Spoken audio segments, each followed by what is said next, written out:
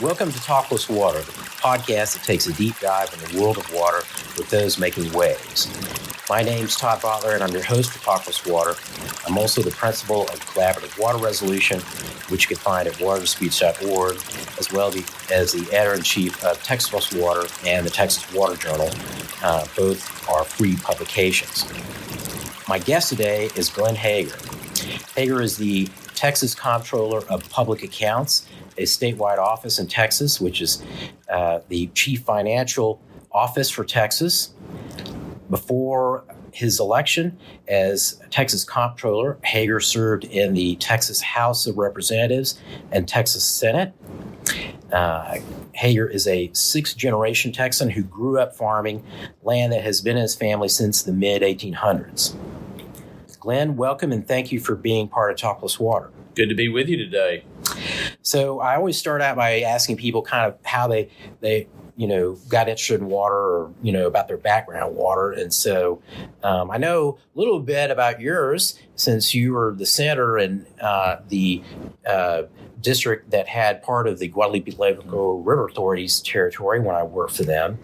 And I know that you're an irrigator. Mm-hmm. And so what else about water is important to you, and what's your background? Yeah, I think from a background perspective, go back to growing up on a family farm here in Texas, and obviously anybody that is involved in agriculture knows the lifeline of what water plays to either crops or livestock, whatever that production is. And so the point being is, if it's what we call dry land, well, then that means you're up to God and nature of what provides. And there are years that it may come and it's bountiful crop, and there's years that it's not. Also, it depends on a timing issue. It could be the wrong time of the year. And then in my family, we also, as you mentioned, irrigated. And so therefore, part of that lifeblood was either rain in the fall that is stored or underground water. And so therefore, understanding from a kind of young age that, there's one of the things that we all have to sustain life, to sustain productivity, to sustain economic opportunities, is access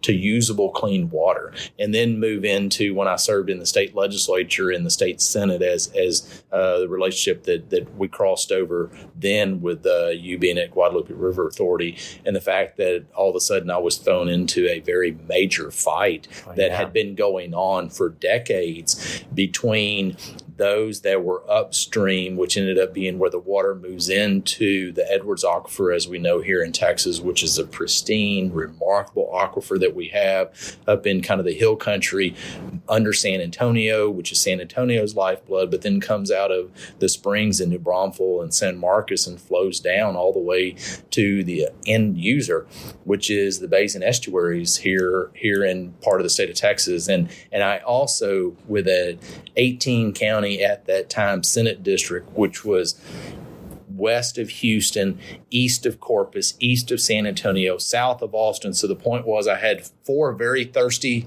growing metropolitan areas. I had a very large rural area that was very diverse, and several major rivers that ran through that district, several groundwater districts, territories that were not in a groundwater area. And so there was not just a one fight, there were a whole bunch of fights. Right. And being thrown into those issues, which is something that I cared about, but all of a sudden I had to care about it a lot to help represent the constituents. And so therefore I got a crash course in water very quickly from a legislative and a legal perspective. Yeah, everybody looked at your district as their, source of their future water supply.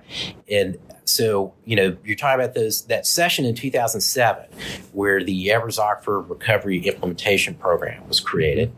That session and the session before that is when my hair fell out. Right. I'm so stressed. Yeah, I understand. And, I just thought, this is, I don't know how this is going to turn out, but it really turned out well. Yeah, it was really remarkable. I was fortunate enough that I had, in a way, a blank piece of paper In other words, coming in, not having the history or the baggage of the scars of those fights that had been going on for decades. Right. And so therefore, I lived outside of it. I wasn't part of it. I wasn't caught up in that. And so therefore, the point being is I could try to come at it with a fresh set of eyes, as in, how do we resolve this? How do we set a path forward where people can hopefully work in a collaborative manner, where they have buy-in and people with very different backgrounds and very different interests. Right. And so, really in hindsight, it worked remarkably, in my opinion. At the time, you're on a hope and a prayer that you've set up a structure that can work. And being mentioned that, I made this comment when I was out on a tour recently on water issues in the state of Texas. And one of the individuals I worked with on that, Robert Puente, who was a state representative at the time, and as you know, heads up the water system there in San Antonio. And we were on opposite sides, right, but we ended up working together to find this solution. And at times we fought, at times we worked together. And I made the comment to him. I said, I'll never forget the very first time I had a stakeholder group that was come. You were there. Right. We were in the auditorium at the Capitol. One of the gentlemen who's on the environmental side, who y'all had been fighting with at the River Authority, Myron Hess, was worked up, and what are we going to do? And I said, well, why don't you lead up this task force in this little subcommittee? And your former boss, Bill West, I'll never forget the look on his face. He thought, oh my God, you put who in charge of what? I mean, Hegar just did what? Yeah. And I remember, and I said, well, Bill, and then why don't you work with Myron? Yeah. And and why don't we get another person or two? And so we created a structure where people had to work together. There were enough jobs, not only if you were on the overall board, for lack of better ways, right, but all these little different subcommittees. And, we utilized a process that worked in another state. Yeah. And so, that was a good thing, is we were able to find models. And it was one of those where it was a lot of hard work. As you know, you were part of it. But I will never forget that experience, because I was taking and putting two people that could not agree to anything other than we need water, and find a way that they had to work together. So it was very rewarding in hindsight. So, that model of, putting the people who are at the center of the dispute into the room and making them come up with a solution is really how you have to do it. Yeah. And you look at, for example, Georgia and Florida, trying to, figure out their water issues. Well, the governors took that role on. Well, that's an impossible thing for them.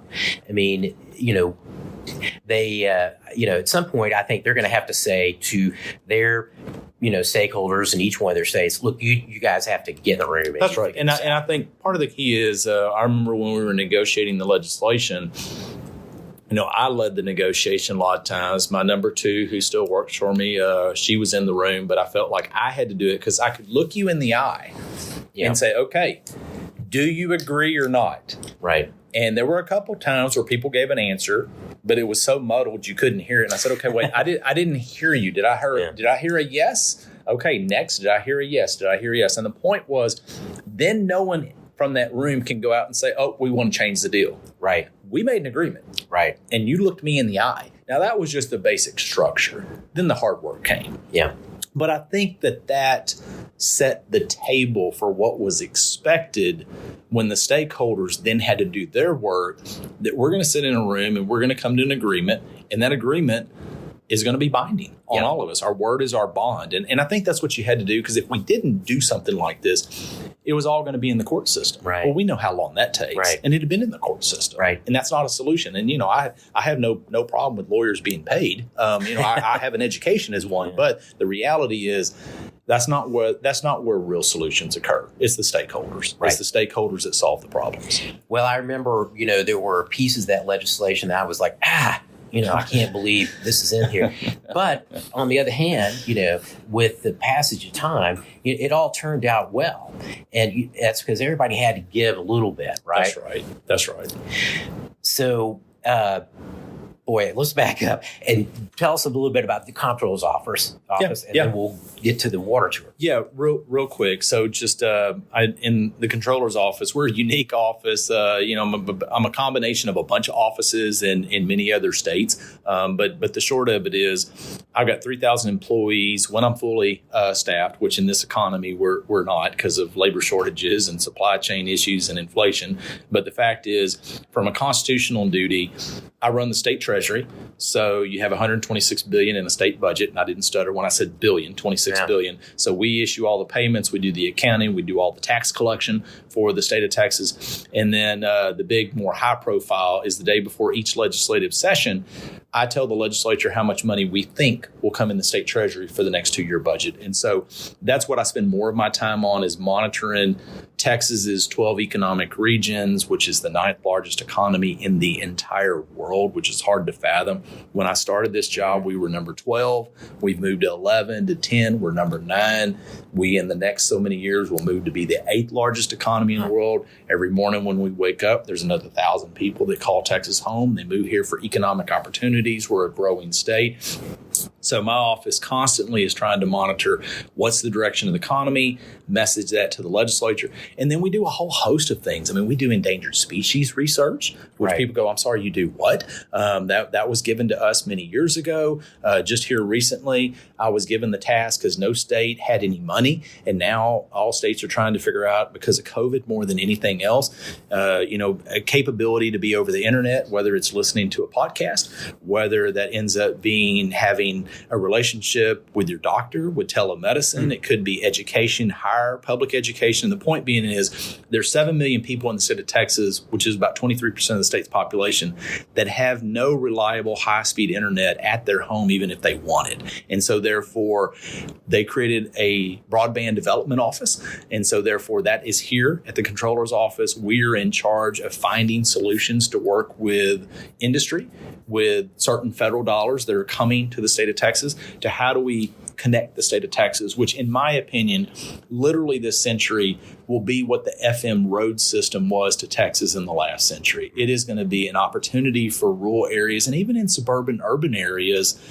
there's still all these areas that don't have good connectivity. Yeah. And so we need that more than ever. So my point just being, besides my 3 constitutional duties, we have all these other responsibilities that have been given to us in the past or continuing to be given to us. And so we run a lot of programs and a lot of processes to be able to get things done here in the state of Texas. So it's a diverse, number of things that you end up doing. Very diverse. And, I'm fortunate. We try to be the state agency to go to if you want to work for state government. The Comptroller's office is the place that you want to be. And so I'm fortunate that we get to bring a lot of good, talented people in. They get to work on projects, work on issues. But part of it also is just the nuts and bolts of running state government and making sure that the taxpayers are tended to, businesses get their permits, and they're being able to do what they do best, which is create jobs. And it's a fun opportunity to be in this role. Great. And part of your, role as comptroller, is kind of figuring out what's going on in the state. And you've been doing that through something called the Good for Texas tour. And that was something that had caught my attention earlier this year. You had a tour that was about water, Good for Texas Water Tour. Yep. So why don't you tell me, kind of briefly what that was about? What was the goal? Yeah, I try to pick 2 important issues for the state of Texas, one in the spring, one in the fall, to do a tour and talk about some tear down into that issue a little bit more, issue a report, kind of put some parameters. And one of the things people go, well, wait, we got a water development board. Wait, is that in your purview, their purview? Well, actually, we're not the water board, but things that hinder or impact the economic development and the health of the state of Texas are important to everybody. And, I think that we all know when we wake up in the morning, we expect to wake up in this state. We're blessed. We have opportunities. Other places in the world don't have these opportunities where you wake up, you turn on the faucet, and guess what? water comes out. You expect it every single day. The day that it doesn't happen, you think, oh my goodness, what is going on? So it's an expectation. We all expect it. And we are growing so fast in portions of the state of Texas, faster than I think anyone could have ever anticipated, and even faster than we anticipated just a few years ago, with people wanting to move to the state. And I think the pandemic in part has accelerated that. I know it has, because companies that are relocating their headquarters to Texas, maybe they weren't at that pain threshold because they had to move all their employees, where now, because of COVID and telework, they don't have to move all their employees. So now they only have to move a percentage of their employees. And so that for that pain threshold, is it worth the move? Now that threshold has gone down and companies are moving to Texas that probably wouldn't have moved here for several years. So it's actually sped up some of our economic development. In actuality is the irony that COVID has done. But my point being is, one of those things that we have to make sure is we have a reliable source of water into the future. And part of that goes back to my experiences, whether it was growing up, whether it was in the state Senate, and just seeing as the so-called CFO for the state. I think it's part of imperative my responsibility to highlight some of those issues. And while we have good structures in place and funding systems to help develop water, I think that we need to put that front and center. And how would I have known a year ago when I told my team, let's do water in the fall? Did I know that Texas was going to have, as in the whole state of Texas, was going to be in a pretty devastating drought this year in 2022? Right. And so, I was going to ask you about the drought, but I'm going to ask you about the drought and also about your, where you went your tour and what stood out to you, because I imagine you did probably see some things related to the drought. Yeah. So really for the stop, we just did about a 6-tour stop this cycle. When I first started the first Good for Texas tour, I did that my first session, and we decided to do about a 36, 38 city tour across the state. And let me just say, I decided I would never do that again 38. Because it was too many. I teased the team. I said, okay, whose bright idea was it to travel the whole state and go to all these cities? And they all looked at me thinking, well, it was you, but I don't want to say you. And so I knew the answer already, but and I said, no, I'm giving y'all a hard time. Point being is, let's keep doing this, but let's stick with a more manageable number, because I do have a normal job here. Mm-hmm. I've got a wife and 3 teenage kids, and I'd like to stay married. I'd like my kids to know me. So, we try to keep it in a manageable number. And so the point is, I traveled the state a lot already, but what I saw, one, in and outside the tour, was a lot of brown across the state. And it was very focused that people knew that we're in a drought situation. But for the tour, we hit a variety of issues that were important, whether that was how, in fact, we had the first reservoir that came online in Texas in decades, in the Metroplex. So we went to the Metroplex to talk about that and how hard it is to get more reservoirs onto the system and how that's important to the Water Authority.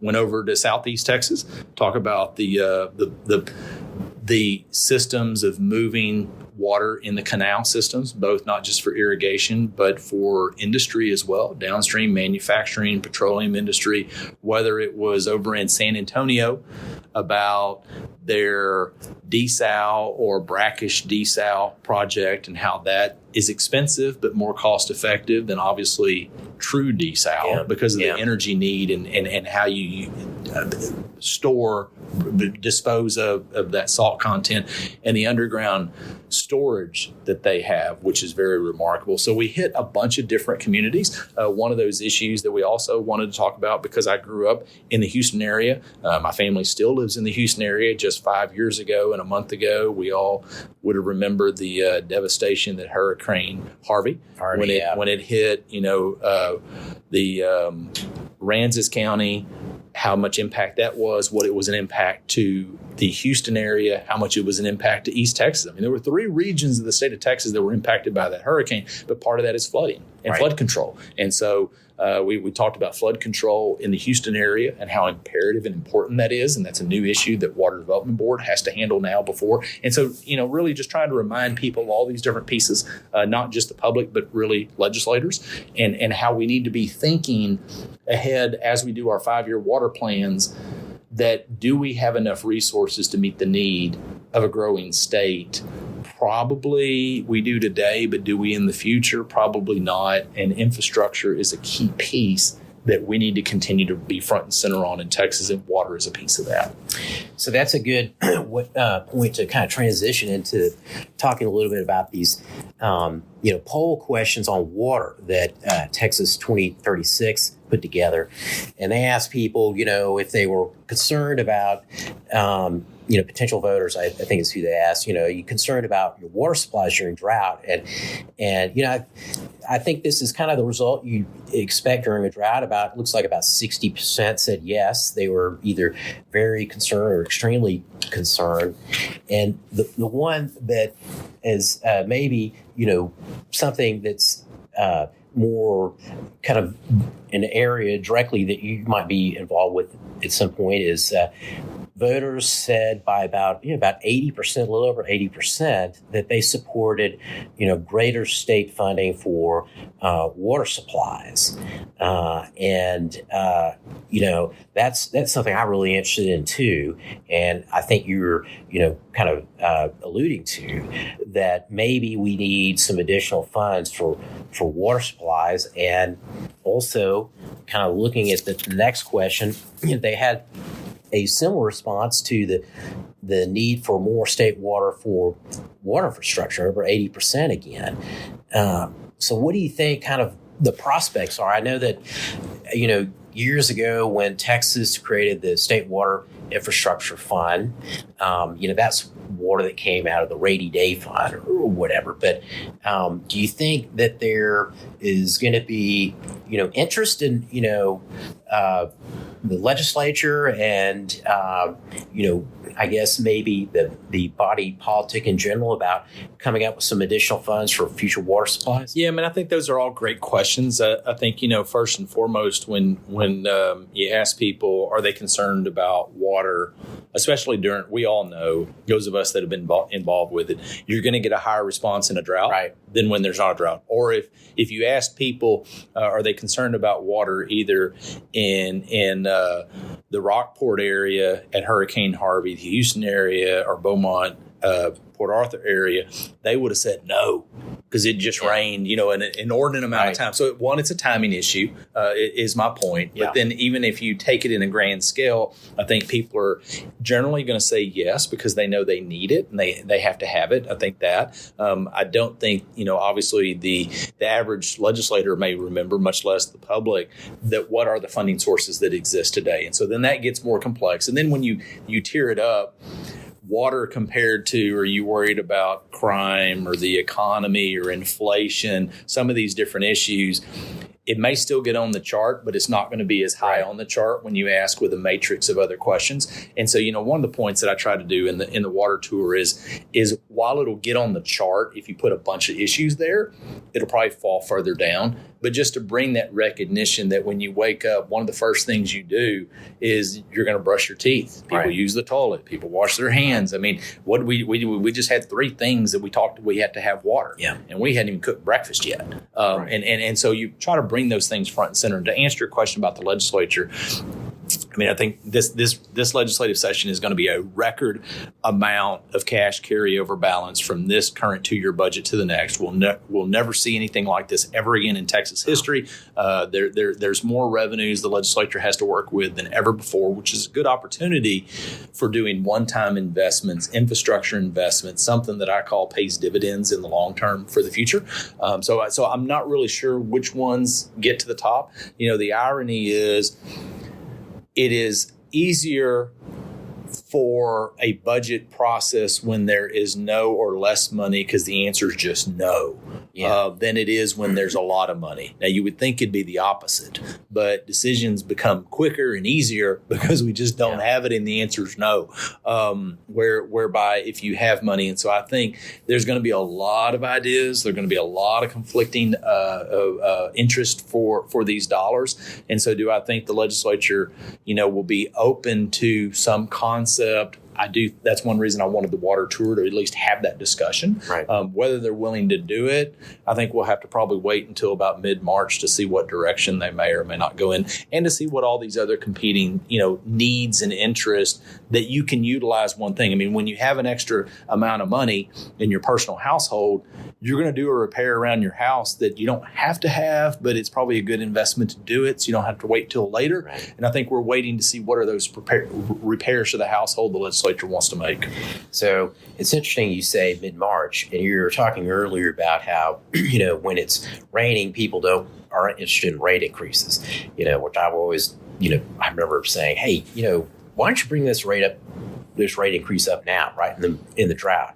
But I've also kind of noticed that, you get in a legislative session and you've got some important water legislation because you've been in a drought leading up that session, and then all of a sudden it rains. Right. And then people are like, maybe not. And so I'm kind of wondering, if this drought, persists, through, the end of May, maybe that'll be a leg up for some more funding for water. But if not, it'll be interesting to see if like you say, right. one of the other priorities. That's right. That's right. Yeah. Other than that, do you think you're hearing a lot about water for the upcoming session? I know people they've already filed hundreds of bills already, or maybe thousands. They're bill filing started this week, and they're going to continue obviously through a certain part into the legislative session, whether that's end of April or so. So, I mean, end of February. So, therefore, there's going to be a lot more pieces of legislation that are going to be filed. I do think this will be a topic of discussion, but I think there's going to be a whole lot of topics. And that's what the process is for, is to bring all these issues up. There's a funnel. All the things go in the top of the funnel, which is really big. By the end of a legislative session, there's not as many that get through the bottom of the funnel. There's only so much that goes through the bottom. And there's a time period. And so you can say, we just dump it all in and it'll all get through at the bottom, even if it's a smaller hole at the bottom. Well, no, there's a timeline to cut it off, as you know. And so therefore, only so much gets through. So we'll see what they get into. They're the policymakers, and start weighing all these different issues and make the best decisions for the state of Texas. So this is kind of the big question, and everything leads up to this question. And it's, what do you think are the biggest water challenges facing Texas in the future? So I think there's a few different things. One, there's certain aging infrastructure in certain areas that have to be tended to. The fact is, as we talked earlier in this session, that we had the first new reservoir built in decades, and how long that federal permitting process is, land acquisition, landowners, that's a whole separate process. Right. We're a private property state. We're very proud of our private property rights in the state of Texas. So the point being is there's a lot of hurdles to building reservoirs. Now we're looking at more underground water storage, like I mentioned in San Antonio and other areas that is real capabilities when you have excess water to store it underground for future use. Obviously, we have a plethora of natural gas, which we did not a decade ago, which is needed and is very important to do some type of brackish desal, which is energy intensive, very energy intensive, as we all know. So there's some solutions, but then there's some cost prohibitions. But Texas is not only growing in population, we're growing in industry. We need water. I think one of the important issues, and we know is part of the plans to be able to solve our water need, is conservation. And I think a lot more honest discussion needs to occur. That, to me, it's ironic that during times of drought that we need to cut back on our water use in our municipal areas, say, right, for example, in our cities. But then for cities, guess what? One of the biggest revenue streams is during that time period is selling you water. Right. Yes. And you're using more water than you would use before. So the irony is I need Todd to cut back, but I'm making more money off Todd that I can put in my fund to do some road projects that Todd wants me to do. He wants more police. He wants more fire. He wants road projects. And so we need to be real honest about that. And I think some regions of the state do a much better job of making that conservation a priority versus the revenue stream than some other areas of the state. And I think we're going to have to change that philosophy that every once in a while, it's okay to have a brown yard for a few months. The grass is going to grow back. Now, I don't like to look at it. I like green grass. But I'm just being honest that we are going to have the tough decisions in some regions of the state and not take that additional revenue, because we are going to have that water for other use. And I think that's going to be a key piece of this. That's a huge, important piece. And I don't think really the tough decisions have been made in some communities across the state. So growing up in Dallas, in the 70s, before everybody had a sprinkler system installed and all that, you came August and your St. Augustine turned brown. And it was brown for, a month or two. And like now, you can't let it go brown, right? But you alluded or mentioned earlier Robert Puente and the San Antonio water system. So, they were using 225 gallons per capita per day in the 80s. And, he recently told me they were down to 111. Mm-hmm. And so you look at what San Antonio's done, you look at what El Paso's done, and, it's a pretty good model for 280 to 111 is remarkable. Yeah. And, the fact is San Antonio, and, Robert was my nemesis when we were fighting these water wars. Okay. And now, I was teasing him how good a job he's doing. He said, can I record that? And you put that in front of my board. But I think they've done a really good job of going from a 280 to 110, and think about that on a daily basis. Right. And so they're serving more people with less than what they've had in the past. And I think that's the responsible thing we're going to have to do. The reality is, it's amazing to me every fall, every winter. I grew up in ag. So, when it gets cooler outside, the temperature's cooler, the sun doesn't shine as much, the days are shorter, I don't need to water my yard. My water system has been cut off. It's been cut off for a month. And the community, common areas, neighbors, their sprinklers are still going off. Yeah. And, it's that education that you can cut it off until next April. Right. You don't need it on. And that's an education thing. So I think education is a key piece. It's also an ethical thing, too. I think there's a water ethic that exists in, some communities in Texas and really needs to be a statewide ethic. Although I know if you're in East Texas, a lot of times the situation is a lot different than here in Central and West. That's right. But still, it's kind of, how people value water and, how that's going to shape our future. So, you mentioned you're looking for good people, so this is your chance. Tell us how people can find out more about Comptroller's office and maybe, find jobs that are posted. Yeah, absolutely. So the easiest way to find us is over the internet, and that's controller.texas.gov. Anytime. And when I say controller, of course, one of the questions I always get is it Comptroller or Controller? Because it's spelled C-O-M-P, Troller. And even though correct pronunciation is Controller. So comptroller.texas.gov. And we're always looking for great people. We have a lot of information. My team, we put out remarkable publications. We put out a publication every month called Fiscal Notes on 2 important issues to the state of Texas. Obviously, water was one of those that we just recently published because of the water tour. But that's a really good publication that people want to kind of keep up to date with a couple of the issues that are important every month in the state of Texas. I agree. I got a quote in there a few months ago. So I was like, that's a great publication. Hopefully you at least read it, right? I did. If you got quoted, you should have read it at least. Okay. I did, for sure. So, Glenn, it's been great chatting with you. I really appreciate you, talking to me today about water. Yeah, it's always good to be with you. It's good to be on your podcast, and I've enjoyed the working relationship that we've had for a long time. So thanks, Todd. This has been a pleasure. And this has been Talk+Water also. And I just want to say thank you again to Glenn Hegar, the Texas Comptroller of Public Accounts, for talking to me today. And I also want to thank you, the folks who are listening to this podcast, because you've taken an hour or so out of your time to listen to it. And I also want to give a big thank you to Anna Huff at the Meadow Center for Water and Environment at Texas State University for getting each episode of Talk+Water ready to roll. My name's Todd Votteler. Let's talk water again soon.